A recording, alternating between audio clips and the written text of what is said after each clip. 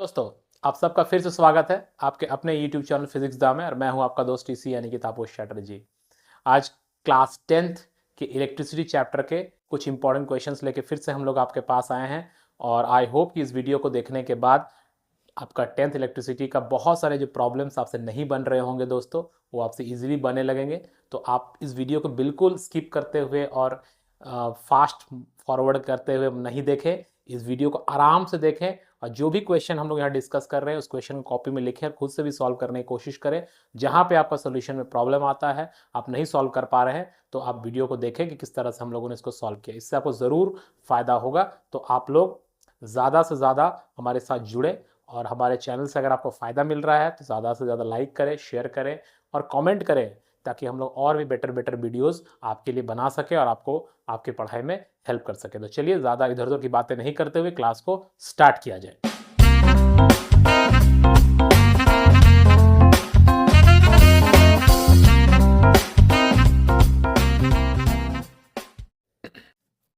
तो देखिए दोस्तों, यहाँ पर एक क्वेश्चन लिखा हुआ है। क्वेश्चन क्या है कि फाइंड द एमीटर रीडिंग। यहाँ पर एक सर्किट बना हुआ है, आप देख रहे हैं, और इस सर्किट में एक एमीटर लगा हुआ है। आप जानते हैं कि एमीटर क्या करता है दोस्तों। ये बेसिक चीज़ें हम लोग नहीं जानते, इसलिए क्वेश्चन नहीं बनता है। एमीटर क्या करता है? एमीटर जो है वो करंट को मेजर करता है। तो एमीटर का रीडिंग निकालना है, मतलब करंट का वैल्यू निकालना है। मतलब इस 3 ओम का रेजिस्टर्स के थ्रू कितना करंट जा रहा है, अगर हम वो निकाल लें तो हम एमीटर का रीडिंग भी बता पाएंगे, बिकॉज एमीटर वही रीडिंग बताएगा जितना करंट इस 3 ओम के रेजिस्टर के थ्रू पास करेगा। तो चलिए इस क्वेश्चन को बनाते हैं। तो देखिए कैसे बनेगा ये क्वेश्चन। सबसे पहले देखिए कि ये 3 ओम और ये 6 ओम जो है ये पैरेलल में है। ठीक है, तो चलिए इसको सॉल्यूशन करते हैं दोस्तों। इसका सॉल्यूशन करते हैं, ठीक है। तो चलिए, ये हो गया आपका 3 ओम और ये हो गया आपका 6 ओम। तो ये 3 ओम और ये 6 ओम पैरेलल में है। तो इन दोनों का अगर हम लोग पैरेलल कॉम्बिनेशन देखते हैं और इसको सॉल्व करते हैं दोस्तों, तो कितना आएगा? तो R मान लेते हैं, आ जाएगा 3 × 6/3 + 6, ये हो जाएगा, that is 18/9। So it is 2 ओम। सो इन दोनों मतलब 3 ओम और इस 6 ओम का पैरेलल कितना आया? 2 ओम आया। और वो जो 2 ओम आएगा, वो 2 ओम इस 1 ओम के साथ सीरीज में आ जाएगा। मतलब इन दोनों के जगह पर हम एक रेजिस्टेंस अगर लगाते हैं, कितना ओम का लगाएंगे? 2 ओम का। तो वो 2 ओम और ये 1 ओम सीरीज में आ जाएगा। इसका मतलब हम लोग बोल सकते हैं इस सर्किट का ओवरऑल इक्विवेलेंट या कॉम्बिनेशन रेजिस्टेंस कितना आ जाएगा? 2 ओम + 1 ओम। 2 ओम + 1 ओम, दैट इज 3 ओम। सो ये हो गया आपका ओवरऑल इक्विवेलेंट रेजिस्टेंस इस पूरे सर्किट का। अब इस सर्किट को अगर हम रीड्रॉ करें तो हम लोग इस तरह से रीड्रॉ कर सकते हैं कि हमारे पास एक 12 वोल्ट का बैटरी है और ये 12 वोल्ट का बैटरी कितने रेजिस्टेंस को संभाल रहा है या सप्लाई दे रहा है? तो पूरा इक्विवेलेंट या कॉम्बिनेशन रेजिस्टेंस कितना आया? 3 ओम आया। तो 3 ओम को ये क्या कर रहा है? संभाल रहा है। 3 ओम का रेजिस्टेंस का लोड को सप्लाई दे रहा है। तो इसका मतलब यहां से कितना करंट फ्लो कर रहा होगा दोस्तों? So current I is equal to कितना हो जाएगा? V/R। सो V आपका हो गया 12 और 3 हो गया रेजिस्टेंस। सो 4 एम्पियर का सप्लाई, करंट का सप्लाई ये दे रहा है। मतलब यहां से 4 एम्पियर का करंट आ रहा है। दिस इज 4 एम्पियर, ठीक है। अब ये 4 एम्पियर का करंट यहां आने के बाद यहां पर डिस्ट्रीब्यूट हो जाएगा, डिवाइड हो जाएगा। इस काम को कैसे सॉल्व करेंगे? तो देखिए ये 3 ओम और ये 6 ओम पैरेलल में है। पैरेलल में हम लोग जानते हैं कि पोटेंशियल डिफरेंस सेम होता है। मान लिया अगर इसका पोटेंशियल डिफरेंस V है दोस्तों, तो इसका भी पोटेंशियल डिफरेंस V होगा, क्योंकि पैरेलल में पोटेंशियल डिफरेंस सेम होता है। तो यहां से कितना करंट जाएगा? अगर इस करंट का नाम दे देते हैं I1 और इस करंट का नाम देते हैं I2, तो I1 करंट का मैग्नीट्यूड क्या आएगा? V/3। और I2 करंट का मैग्नीट्यूड कितना आएगा? V/6। दोनों करंट को अगर हम लोग ऐड करते हैं दोस्तों, this V/3 + V/6 and that should be equal to the total current, because यही 4 एम्पियर करंट इन दोनों रेजिस्टेंस में डिवाइड हो रहा है। So this should be equal to 4। अब इसको सॉल्व करके हम लोग V निकाल सकते हैं। इसका एलसीएम आ जाएगा 6, तो ये हो जाएगा 2V plus we equal to 4, तो 3v, so v equal to हो गया 6 इंटू 4 डिवाइड बाई 3, तो 3 2 जा 6 हो गया, तो v आ गया आपका 8 वोल्ट, v आपका 8 वोल्ट हो गया। ठीक है, मतलब इस 3 ओम के रेजिस्टेंस के अक्रॉस भी 8 वोल्ट का पोटेंशियल ड्रॉप है, यहां भी 8 वोल्ट, तो इसका मतलब करंट I1 कितना आ जाएगा, therefore I1 is equal to हो जाएगा 8 divided by 3, so that is 2 8 2 जा 6 2066 एम्पियर के around, this is the ampere, this is इतना एम्पियर करंट जो है वो इस 3 ओम के रजिस्टर के अक्रॉस फ्लो कर रहा है, और जितना 3 ओम के रजिस्टर के अक्रॉस फ्लो करेगा करंट वही हमारे एमीटर का रीडिंग भी होगा। सो एमीटर रीडिंग विल बी 2.66 या 2.67 भी उसको कर सकते हैं। तो आई होप कि ये आपको क्लियर हो गया। ठीक है, चलिए फिर हम लोग नेक्स्ट क्वेश्चन की तरफ चलते हैं। तो हमारा नेक्स्ट क्वेश्चन क्या है, यहां पे आप देख सकते हैं, a wire is stretched to 3 times its length. Stretched का मतलब क्या होता है, स्ट्रेच का मतलब होता है टान के लंबा कर देना, खींच के लंबा कर देना। तो एक वायर को खींचा गया और उसका लेंथ जितना भी था उसका 3 गुना लेंथ बढ़ा दिया गया, खींच के 3 गुना कर दिया गया उसका पहले का लेंथ का। What is the change in resistance and resistivity, resistance कितना चेंज होगा और रेजिस्टिविटी में क्या चेंज आएगा ये बताना है। तो चलिए इसको भी सॉल्यूशन करते हैं। तो देखिए हम लोग को ये सोचना होगा कि वायर का लेंथ तो बढ़ा, वायर के लेंथ के साथ रेजिस्टेंस का क्या संपर्क है, क्या संबंध है, क्या रिलेशन है। मैंने बहुत बार बच्चों को देखा है, जब मैं पूछता हूं what is the relation between कोई भी फिजिकल क्वांटिटी, दो फिजिकल क्वांटिटी के बीच में जब रिलेशन पूछता हूं तो वो लोग कुछ कुछ बताने लगते हैं। देखिए बच्चों, जब रिलेशन पूछा जा रहा है मतलब मैथमेटिकली वो लोग कैसे कनेक्टेड है ये पूछा जा रहा है। तो मैथमेटिकल रिलेशन क्या है लेंथ और रेजिस्टेंस के बीच में, तो मैथमेटिकल रिलेशन जो है लेंथ और रेजिस्टेंस के बीच में वो है R equal to rho L by A, R equal to rho L by A. Now according to the question, जो नया रेजिस्टेंस बन रहा है क्योंकि स्ट्रेच कर दिया गया, तो नया रेजिस्टेंस कितना हो जाएगा, तो नया रेजिस्टेंस जो होगा रो लेंथ 3 टाइम्स हो गया, सो 3L बाई A बाई 3। अब ये A बाई 3 क्यों हो गया, एरिया में तो कोई चेंज नहीं बोला है। आप सिंपली सोचिए कि आपके पास एक वायर है या कंडक्टर है, ठीक है, जिसका लेंथ मान लीजिए A है, सॉरी लेंथ L है और एरिया A है। अब आप इसको स्ट्रेच कर रहे हैं, मतलब इसको खींच के लंबा कर रहे हैं, मतलब इधर फोर्स लगा रहे हैं। जब इसको आप खींचेंगे तो ऑब्वियसली इसका लेंथ बढ़ेगा, तो इसका लेंथ बढ़ गया, तो लेंथ जब बढ़ गया दोस्तों तो उसी समय एरिया भी दोस्तों घट जाएगा, बिकॉज वॉल्यूम तो इसका कांस्टेंट रहना पड़ेगा ना, volume will be constant, volume तो कांस्टेंट होगा। आपने इसको टान के लंबा कर दिया तो ये जो पार्ट है ये छोटा हो जाएगा, मतलब अगर इसको हम यहां बना के दिखाएं तो ऐसे ये लंबा हो गया, ये लंबा हो गया, तो ये एरिया तो छोटा हो जाएगा क्योंकि वॉल्यूम तो कांस्टेंट है। तो अगर हम लेंथ को 3 टाइम्स 3L कर देते हैं तो एरिया कितना हो जाएगा, 1/3 हो जाएगा, because volume should be constant. L यहाँ पे वॉल्यूम कितना आएगा, L इंटू ए, यहाँ volume 3L into A by 3, तो फिर L इंटू ए ही आ जाएगा।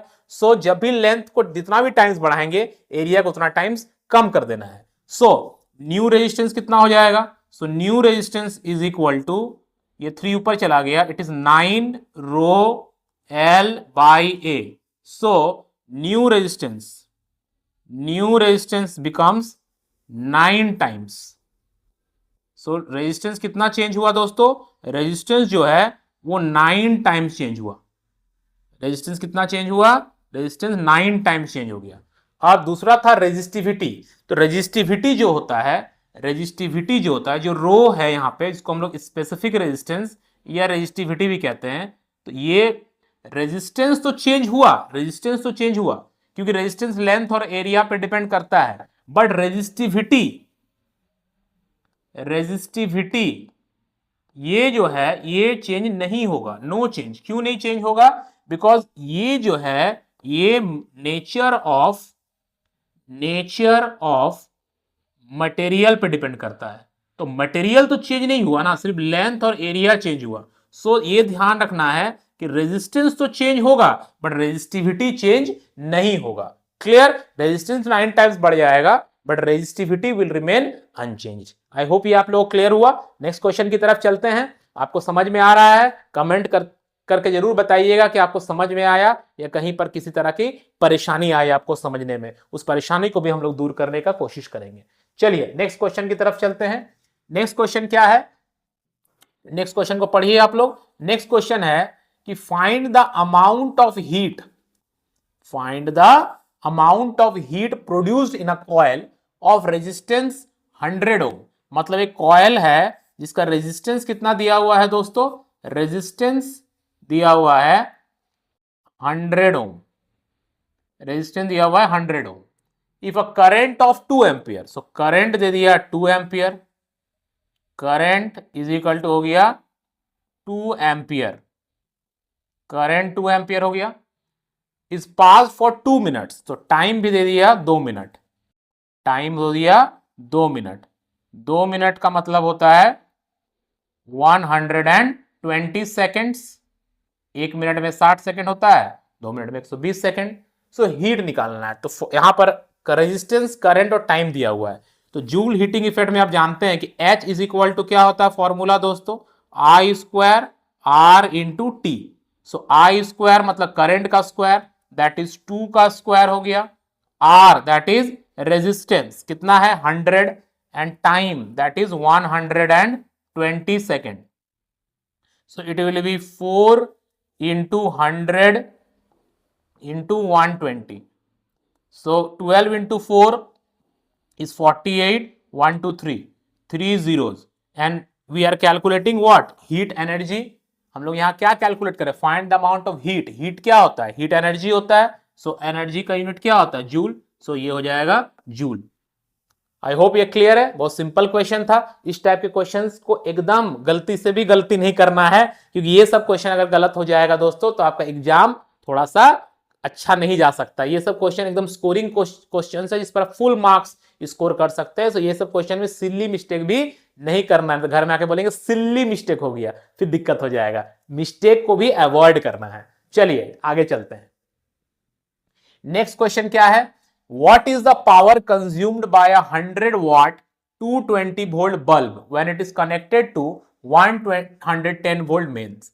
बहुत अच्छा क्वेश्चन है और इसमें कॉन्सेप्ट भी है, इसको आप ध्यान से समझिए। और ये बोर्ड में पूछा भी जाता है ये क्वेश्चन, इसलिए इस पर ध्यान रखिएगा। इस टाइप के क्वेश्चन पर एक बल्ब है, ठीक है, आपके पास एक इलेक्ट्रिक बल्ब है मान लेते हैं। उस इलेक्ट्रिक बल्ब का जो पावर है, इलेक्ट्रिक बल्ब का जो पावर है वो कितना दिया हुआ है? उस इलेक्ट्रिक बल्ब का पावर दिया, रेटिंग दिया हुआ है 100 वाट 220 वोल्ट। ये आप दुकान से खरीद के लाएं और उस बल्ब के ऊपर लिखा हुआ था 100 वाट 220 वोल्ट। मतलब आप दुकान में गए, दुकान वाले को बोले कि अंकल या भैया मुझे एक 100 वाट का बल्ब दीजिए। जब आपने 100 वाट का बल्ब खरीदा तो 100 वाट के बल्ब के ऊपर लिखा हुआ था 100 वाट 220 वोल्ट, ठीक है। तो अब जैसे ही आप बल्ब को खरीद के लाएं, आप इस बल्ब का रेजिस्टेंस निकाल सकते हैं using the formula P is equal to V square by R। क्योंकि इस बल्ब को हम कितना भी वोल्ट के साथ कनेक्ट करें, इसका ये रेजिस्टेंस है ये तो कांस्टेंट रहेगा, ये तो चेंज नहीं करेगा, है ना, क्योंकि बल्ब का मटेरियल तो चेंज नहीं हो रहा है, रेजिस्टेंस तो फिक्स रहेगा। सो R इज इक्वल टू क्या हो जाएगा दोस्तों? V स्क्वायर दैट इज 220 का स्क्वायर डिवाइडेड बाई 100। सो इसको सॉल्व किया जाए, so it is 220 into 220 divided by 100, तो ये आ जाएगा आपका 484 ओम। सो 484 ओम हो गया उस बल्ब का रेजिस्टेंस। अब उस बल्ब को आपने घर में कनेक्ट कर दिया 110 वोल्ट के सप्लाई के साथ। आपके घर में एक सप्लाई 110 वोल्ट का था या कहीं से 110 वोल्ट का आपको सप्लाई मिला और आपने 110 वोल्ट के सप्लाई से जोड़ा। तब पूछ रहा है कि व्हाट इज द पावर, कितना पावर कंज्यूम करेगा? उसका मैक्सिमम पावर कंज्यूम करने का कैपेसिटी 100 वाट है जब 220 वोल्ट से कनेक्ट करेंगे। लेकिन अगर हम 110 से कनेक्ट कर दे तब, सो P हमको निकालना है, तो P इज इक्वल टू क्या हो जाएगा? V स्क्वायर बाय R, और V कितना दिया 110, 110 का स्क्वायर करेंगे and divided by R। Resistance तो हम लोग ऑलरेडी निकाल चुके हैं, it is 484। So it is 110 into 110 divided by 484, it is 10 and it is 44, again it is 10 and it is 4, it is 5, it is 2, again it is 5. so कितना आ जाएगा 25 वाट consume करेगा. कितना कंज्यूम करेगा 25 वाट. इसको डायरेक्टली एक ऑल्टरनेटिव मेथड से भी और बना सकते हैं. यहां आप ध्यान दीजिए, हम लोग ऐसा लिख सकते हैं P1 by P2 is equal to V1 by V2 का होल स्क्वायर. क्योंकि रेजिस्टेंस तो कांस्टेंट रहेगा, वही बल्ब है ना, तो रेजिस्टेंस तो उसका चेंज नहीं होगा. और हम लोग जानते हैं कि अगर resistance P is equal to क्या होता है formula, V square by R is the formula. So अगर रेजिस्टेंस कांस्टेंट है तो पावर डायरेक्टली V स्क्वायर पर प्रोपोर्शनल आ रहा है, V स्क्वायर पे डिपेंड कर रहा है. सो P1 कितना था 100, P2 हमें कैलकुलेट करना है, V1 कितना था 220, V2 110, इसका स्क्वायर कर दिए. सो 11, ये 2 से कट जाएगा, सो 2 का स्क्वायर 4 हो जाएगा. सो 100 by 4 will be P2. So P2 is 25 वाट. सो इसको इस तरह से भी बनाया जा सकता है.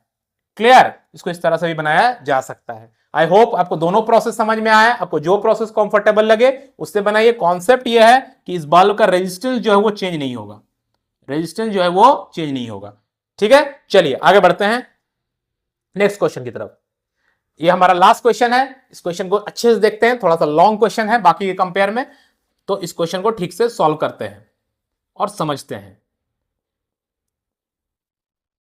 मैं आपसे रिक्वेस्ट करूंगा कि आपका जो भी फीडबैक होगा, जो भी हमारे क्लास 10th के बच्चे हैं, दोस्त लोग हैं, जो भी हमें अपना फ्रेंड मानते हैं, जिनको लगता है कि हम लोगों के वीडियो से आपको हेल्प मिल रहा है, तो एकदम फ्रीली, एकदम फ्री माइंड से, ओपन माइंड से हमें कमेंट करें, अपना फीडबैक दें, ताकि हम लोग आगे आपके एग्जाम से पहले और भी वीडियोस बना सके, ऐसे वीडियोस बना सके जो आपके लिए और ज्यादा हेल्पफुल हो और आप उससे बेनिफिट ले सके. तो एकदम बिना हेजिटेट किए हुए, बिना कुछ सोचे, आप फ्री माइंड से हमें कमेंट करें और फीडबैक अपना जरूर दें. आपका फीडबैक जो होगा वो हमें वीडियोस को और बेटर बनाने में हेल्प करेगा. तो चलिए, सो क्वेश्चन है, एन ऑफिस हैज 6 बल्ब्स. एक ऑफिस में 6 बल्ब है, तो नंबर ऑफ बल्ब्स कितना हो गया, नंबर ऑफ बल्ब्स हो गया 6 बल्ब्स है.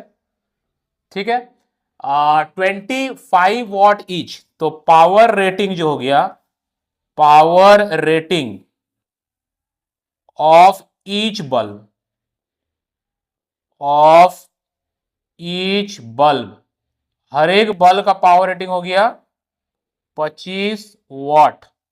हर एक बल्ब का पावर रेटिंग हो गया 25 वॉट. 2 फैंस, 2 फैन भी है. सो नंबर ऑफ फैंस, कितने फैंस हैं ऑफिस में, 2. 2 फैंस ऑफ 100 वॉट ईच. तो power rating of each fan, each fan equal to 100. Power rating हो गया 100. ठीक है, ऑफ ईच फैन 100 वाट हो गया. फॉर 10 आवर्स अ डे, कितना दिन के लिए यूज हुआ, 10 hours. Time is equal to हो गया 10 आवर, दिन में 10 घंटा के लिए यूज होता है. The office is open on all day, हर दिन खुला हुआ. If the cost of electricity is ₹5 per unit, एक यूनिट का दाम 5 रुपया है. What is the monthly expenditure on electricity. चलिए ठीक है, तो पहले हम लोग निकालते हैं कि कितना एनर्जी खर्चा हो रहा है उस ऑफिस में. तो एनर्जी कैसे निकालेंगे, तो एनर्जी इज इक्वल टू होता है power into time, power into time. So power कितना हो गया, देखिए 6 बल्ब 25, तो हो गया 6 इंटू 25. टोटल पावर जो बल्ब कंज्यूम कर रहा है, 2 फैन प्लस 2 इंटू 100, तो कितना आ गया 630, 12, 150 plus 200. So it becomes 350 watt. 350 watt consume हो रहा है ना. ये एक दिन का हुआ. ठीक है, एंड यहां बोल रहा है कि कितना, सॉरी, सॉरी बच्चों, कोई दिक्कत नहीं है, यहाँ पे एक चीज गलती हुआ, हाँ ये हुआ, इतना वाट आ रहा है, कोई बात नहीं, चलो ठीक है ठीक है, यहाँ 10 आवर दिया है ना, ठीक है। ये तो अभी एनर्जी नहीं बना, ये अभी क्या बना, ये आपका बना था पावर, इतना पावर कंज्यूम हुआ, इसको फिर टाइम से मल्टीप्लाई करेंगे, तो हमारा टाइम कितना दिया हुआ है 10, तो इसको 10 से मल्टीप्लाई करेंगे, इसको 10 से मल्टीप्लाई करेंगे, 10 आवर्स है ना, ये हो गया 10 hours, 10 hours into 10, so it becomes कितना, ये हो जाएगा 3500 वाट इंटू आवर हो जाएगा, तो वाट इंटू आवर है, तो इसको किलोवाट करना पड़ेगा, तो किलोवाट अगर इसको करेंगे तो इसको 1000 से डिवाइड कर देंगे, तो उतना किलोवाट इंटू आवर आ जाएगा, किलोवाट आवर कितना आ गया 3.5, सो ये हो गया 3.5 किलोवाट आवर। ये 10 घंटा एक दिन का बात हुआ, ऑफिस मंथली चल रहा है, मंथली निकालना भी है तो इंटू 30 करना पड़ेगा, तो टोटल किलोवाट आवर या टोटल यूनिट्स कितना हो जाएगा, जितना किलोवाट आवर होता है उतना ही यूनिट होता है, तो टोटल यूनिट्स हो जाएगा 3.5 इंटू 30, इतना हो जाएगा टोटल यूनिट, और एक यूनिट का दाम है 5 रुपया, बिकॉज यहां ध्यान देना है जितना किलोवाट आवर होगा उतना ही यूनिट होगा, तो 3.5 किलोवाट आवर जो आया था वो एक दिन का था, एक दिन में 10 घंटा काम कर रहा है, तो मंथ में 30 दिन होता है, तो इंटू 30 करेंगे, इंटू 5, सो इतना पैसा लगेगा है ना, तो ये हो जाएगा 35 इंटू 15, बस इसको मल्टीप्लाई कर दीजिए, पता चल जाएगा कितना रुपया आएगा, तो 35 इंटू 15 कितना हो जाएगा, 5 5 25, 2 15 17, 5 3 5 2 5, सो रुपीज 525 रुपया बिल आएगा एक मंथ में। तो ये बहुत इंपॉर्टेंट क्वेश्चन है, इस पर आपको ध्यान देना है कि इस टाइप का क्वेश्चन जो है आपका एग्जाम में पूछा जाता है, इसलिए ध्यान दीजिएगा, इसको हम रब कर दे रहे हैं ताकि, हाँ तो देखिए कैसे आप इसको बनाएं, फिर से रिपीट करते, 6 बल्ब, एक बल्ब 25, तो 6 इंटू 25 बल्ब का टोटल पावर आया, इंटू 2 फैन, 2 इंटू 100 टोटल आया, इतना ये पावर हो गया, फिर टाइम से मल्टीप्लाई करेंगे, तो टाइम था 10 घंटा, तो 35 वाट इंटू आवर आता है, तो किलोवाट में चेंज करेंगे तो 1000 से डिवाइड कर देंगे, सो 3.5 किलोवाट आवर आ गया, 3.5 किलोवाट आवर एक दिन का था, ऐसा ऐसा एक महीना में 30 दिन होगा तो इंटू 30, और एक यूनिट का दाम 5 रुपया है तो इंटू 5, बिकॉज जितना टोटल किलोवाट आवर आएगा, जितना टोटल किलोवाट आवर आएगा, जितना ये जैसे इतना टोटल किलोवाट आवर आया तो इतना यूनिट हो जाता है, ये ध्यान आपको देखना है, 1 kilowatt hour is equal to 1 kilowatt hour is equal to 1 unit होता है, 1 kilowatt hour is equal to 1 unit होता है, ये ध्यान देना, जितना किलोवाट आवर आपका टोटल एनर्जी आएगा उतना ही यूनिट होगा, ठीक है, जितना एक यूनिट का दाम रहेगा उससे मल्टीप्लाई कर देना है। तो आई होप कि आप लोगों को ये क्वेश्चंस हेल्प करेगा इलेक्ट्रिसिटी के आगे के क्वेश्चंस को भी सॉल्व करने में, इस टाइप के क्वेश्चंस को सॉल्व करने में। जैसा कि मैंने पहले कहा कि आप लोग का जो भी फीडबैक है कमेंट में जरूर करें, और हम लोग और अपने आप को इंप्रूव करने का कोशिश करेंगे ताकि हम आपके लिए ज्यादा और हेल्पफुल वीडियोस बना सके। मिलते हैं नेक्स्ट वीडियो में, तब तक के लिए बाय।